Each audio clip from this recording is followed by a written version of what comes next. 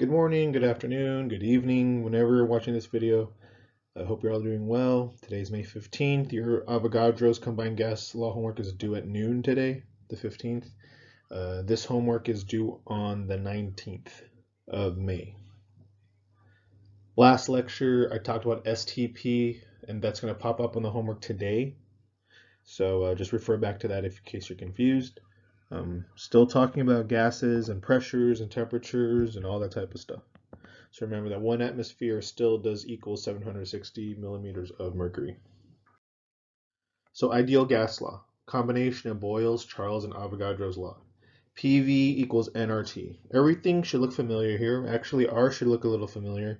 We're going to use a slightly different number for this, 0.0821. This unit, right, this is a unit. This is not where you plug in numbers on this section right here. This is the unit for this gas law. We saw this when we talked about osmotic pressures. So it's the same number, just a little bit different. So because of this gas constant, these are the units you're supposed to have. Your volume must be in liters, pressures must be in atmospheres, temperature must be in Kelvin, N is the moles right there. What is the volume of 110 grams of carbon dioxide at STP? So STP is 273 Kelvin and 1 atmosphere. So remember that PV equals nRT. I am trying to find the volume. So I divide both sides by pressure. You have R, 0.0821. You have the T right there, 273. And then pressure is 1 atmosphere. What you need is the number of moles. So you got to convert this. So 110 grams, 1 mole on top of CO2. On the bottom is going to be the molar mass of CO2. So carbon is 12.01 plus 16 times 2. So 44.01 is the number of grams. Divided by 110 divided by the molar mass gives me my moles.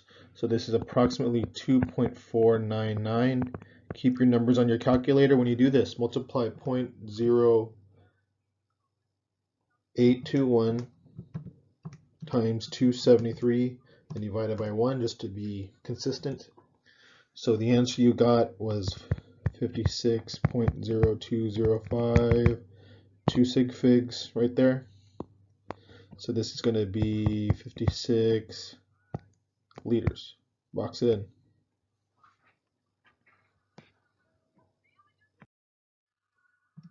How many moles of helium gas are in an 8.50 liter metal cylinder at a pressure and temperature of 20 atmospheres and 295 Kelvin? So looking at this, I have a volume, I have a pressure, I have a temperature, moles is N. So knowing your equations, hopefully,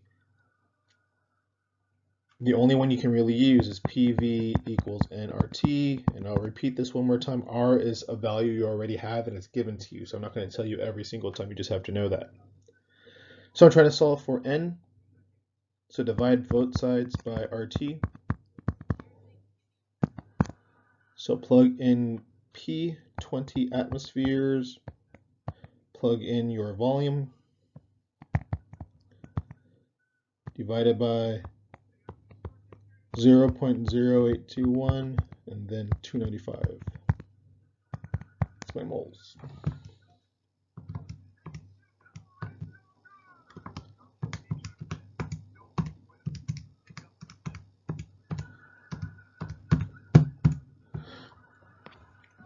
So I end up with 7.019, 1 sig fig, so 7 moles approximately.